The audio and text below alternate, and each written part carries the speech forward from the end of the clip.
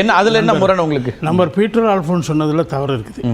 உயர்நீதிமன்றம் அந்த கேஸ் எப்படி முடிச்சு வச்சாங்கன்னா, அந்த பணம் கொடுத்தவங்களுக்கு திருப்பி பணம் கொடுத்துட்டோம் நாங்கள், அதனால் எங்களுக்கு கேஸ் இல்லைன்னு சொல்லிட்டு ஒரு பகுதியினர் அங்கே வந்து அஃபிடவிட் தாக்கல் பண்ணாங்க.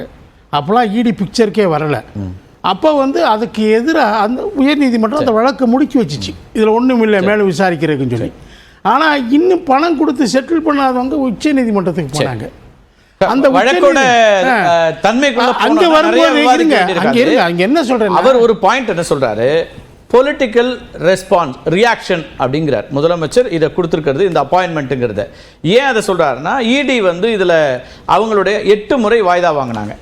பிணை கொடுக்கலாமா வேண்டாமான்ற வழக்கை நடத்திவிட போது 8 முறை வாய்தா நடத்தி 471 நாட்கள் இது தள்ளப்பட்ட. அதில் குபேந்திரன் ஒரு விமர்சனம், ஒரு குற்றச்சாட்டு வைக்கிறார். அவருக்கு தெரிஞ்ச தகவலில் சொல்றாரு, ஒரு நெருக்கடி கொடுக்கப்பட்டது, அவருக்கு பாஜகவோடு அவர் இணக்கமாயிட்டா இதெல்லாம் அவர் இதிலிருந்து விடுவிக்கப்படுவார்னு சொல்லக்கூடிய இடத்துல இருந்து அந்த பிரஷர் அவர் தாங்கினாரு, அதுதான் தியாகம்னு இவர் சொல்றாருன்றாரு குபேந்திரன்.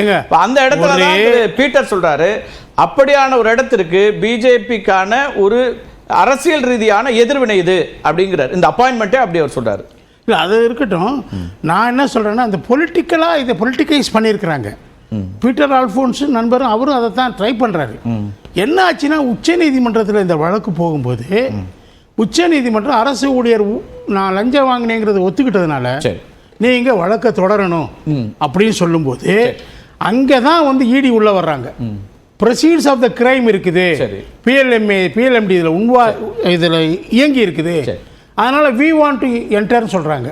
அப்போ உச்ச நீதிமன்றம் அவங்களுக்கு டைரக்ஷன்ஸ் கொடுக்குது, you can pursue the case அப்படின்னு சொன்ன பிறகு தான் அவங்க இதுக்குள்ள வர்றாங்க. ஆமா சார், அதுக்கு பிறகு அந்த வழக்கு என்ன கையாளப்பட்டது, வழக்கினுடைய தன்மை அது வேறு. 470 தனியா ஒரு ஆர்குமெண்ட். இது வந்து அத நான் ஒத்துக்கிறேன். எஸ், நீங்க வந்து ஒருத்தர்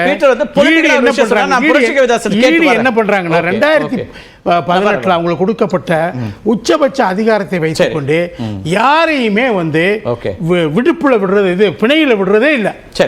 ரொம்ப தவறு. இவரை